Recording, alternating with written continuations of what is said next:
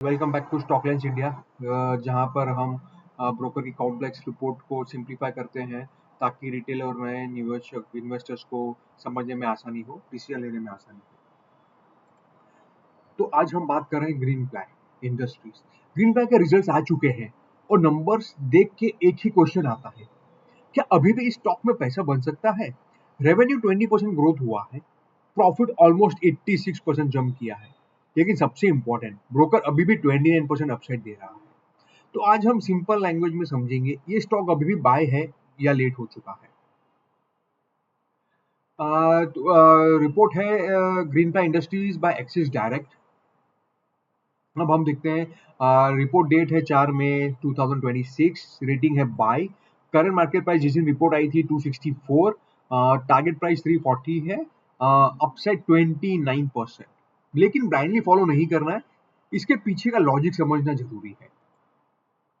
तो चलिए समझते हैं। समझने पहले एक छोटा सा disclaimer, Stocklines India is not a SEBI registered analyst या इन्वेस्टर एडवाइजर। ये प्रेजेंटेशन सिर्फ और सिर्फ एजुकेशन पर्पस के लिए है।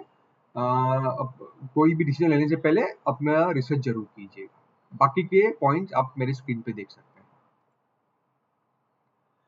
ग्रीन प्लाई इंडस्ट्रीज का मार्केट कैप है लगभग 3,300 करोड़। 52 हाई है 352, लो है 176। शेयर होल्डिंग पैटर्न की बात करें तो प्रमोटर्स के पास है 51.9%। एफआईज एंड लोकल्स के पास, लोकल म्यूचुअल फंड के पास है 36%। ज्यादा करके डोमेस्टिक के पास ही है, एफआईज के पास हार्डली 3 या 4% है। बाकी पब्लिक एंड अदर्स के पास है 12.10%। ग्रीन प्लाई इंडिया का एक लीडिंग प्लाईवुड और एमडीएफ प्लेयर है।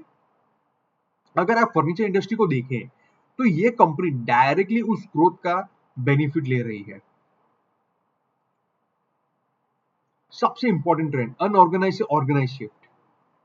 छोटे प्लेयर स्ट्रगल कर रहे हैं और लार्ज ब्रांडेड कंपनीज जैसे ग्रीन पे मार्केट शेयर ले रहे हैं। और रिजल्ट देखें तो सॉरी, अब आते हैं एक्चुअल नंबर्स पे। Q4 FY26 स्ट्रॉन्ग परफॉर्मेंस रहा है।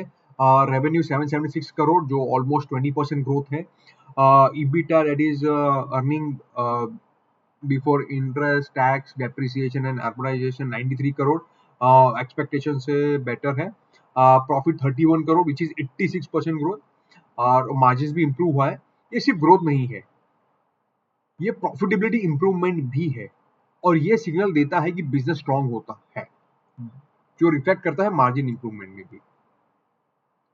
यहाँ सबसे इंटरेस्टिंग बात पार्ट आता है, प्लाईवुड बिजनेस स्टेबल है, 16% वॉल्यूम ग्रोथ, लेकिन रियल हीरो है एमडीएफ सेगमेंट, 45% वॉल्यूम ग्रोथ। जी हाँ, 45%। इसका मतलब क्या है?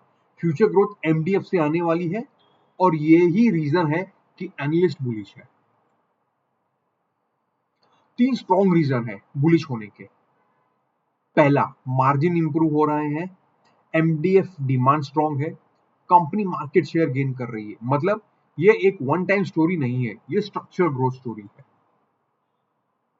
मार्जिन पे फोकस करें, एमटीएफ मार्जिन अप्रोक्स 17% तक सस्टेन हो सकता है। कंपनी ने प्राइस हाइक्स भी लिए हैं और ऑपरेटिंग लीवरेज का बेनिफिट मिल रहा है। सिंपल लैंग्वेज में, सेल्स बढ़ रही है और कॉस्ट कंट्रोल हो रहा है। ये कॉम्बिनेशन पावरफुल होता है किसी भी कंपनी में। मैनेजमेंट का गाइडेंस भी स्ट्रॉन्ग है, और एमडीएफ ग्रोथ एक्सपेक्ट 25 to 30%, वो भी बहुत बड़ी बात है। Plywood growth around 10%। मतलब ग्रोथ स्लोडाउन का कोई सिग्नल नहीं है, डिमांड स्ट्रॉन्ग है और बिजनेस मोमेंटम कंटिन्यू है। अब एक इंपॉर्टेंट चीज, कैपेक्स। कंपनी 480 करोड़ इन्वेस्ट कर रही है, मेजोरिटी एमडीएफ एक्सपेंशन में जा रहा है 300 करोड़ का। मैनेजमेंट को फ्यूचर डिमांड पर कॉन्फिडेंस है और ये लॉन्ग टर्म ग्रोथ को सपोर्ट कर रहा है। इंडस्ट्री भी सपोर्ट कर रही है, अनऑर्गेनाइज प्लेयर एग्जिट कर रहे हैं, इंपोर्ट्स कम हो रहे हैं, फर्नीचर डिमांड बढ़ रहे हैं।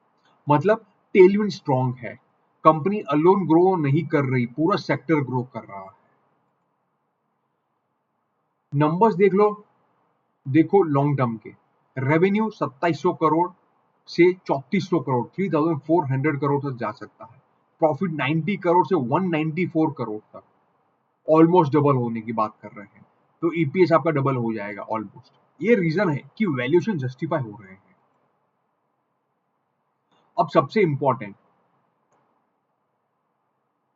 रिस्क जो हम हर स्लाइड में बात करते हैं, हर स्टॉक की बात करते हैं, प्लाईवुड डिमांड वीक हो सकती है, एमडीएफ कंपटीशन बढ़ सकता है, टिम्बर प्राइसेस इंक्रीज हो सकती है। अगर ये फैक्टर इंपैक्ट करते हैं तो ग्रोथ स्लो हो सकती है। पर देखिए ये सब मैनेजेबल होता है, because her company, her sector, her business में कुछ ना कुछ रिस्क होते हैं जो मैनेजेबल होते हैं। और कुछ कंपनी के हाथ में, जैसे अगर वॉर, ऑनगोइंग वॉर हुई और अगर डिमांड स्लो डाउन हुआ तो हर कंपनी को इम्पैक्ट होगा। तो फाइनल वर्डिक्ट यही है कि स्ट्रॉन्ग ग्रोथ है, मार्जिन एक्सपांशन है, इंडस्ट्री टेलविंड्स है। ये एक लॉन्ग टर्म स्ट्रक्चरल ग्रोथ लगता है। आपका क्या व्यू है?